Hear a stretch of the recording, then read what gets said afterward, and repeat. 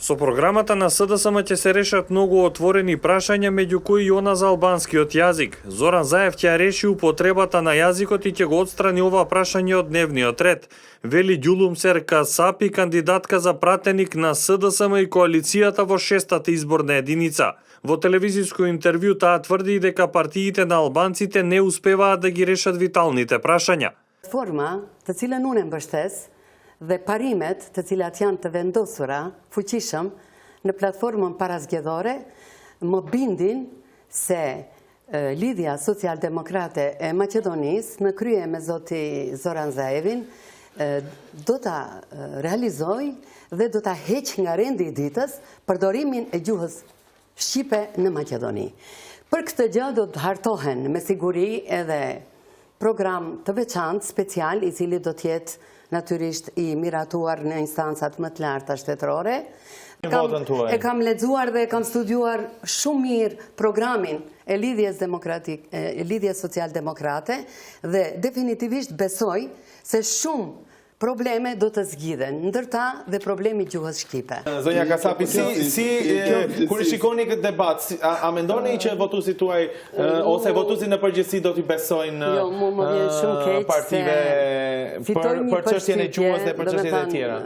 Fitoj një përshtypje se partitë shqiptare, duke u zënë njëra me tjetrën, nuk arrin të zgjedhin çështjet vitale dhe çështjet kryesore.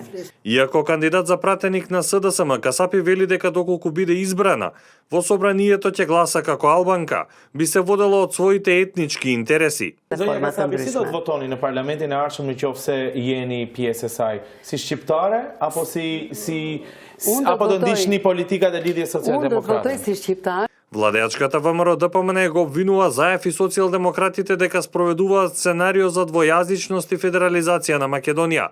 Се повикуваа на повеќе изјави на Заев за овие прашања дадени во Македонија и во диаспората. Според Трајко Велјановски, ветувањето за излегувањето од рамките на Охридскиот договор и отварањето на прашањето за воведување на двојазичност и кантонизација Пурнек на Швајцарија се потврда за најавите на Заев дека сака да го менува уставот и да го отпочне патот кон федерализација на државата.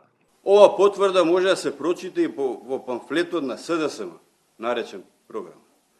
СДСМ нуди отварање и редефинирање на организацијата на безбедносните структури, моделот на образованието, културната политика, образованието и локалната самоуправа.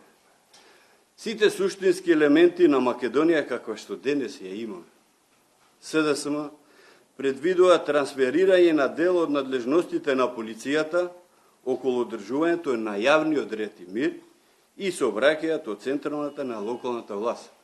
Во програмата на СДСМ, меѓу другото, се вели дека етноцентричната култура ги затвора вратите на нашите сограѓани од другите етнички заедници. Инсистирањето на промовирање на културните вредности само на етничка заедница ќе доведе до нужна реакција и на другите етнички заедници, стои во програмата на социјалдемократите.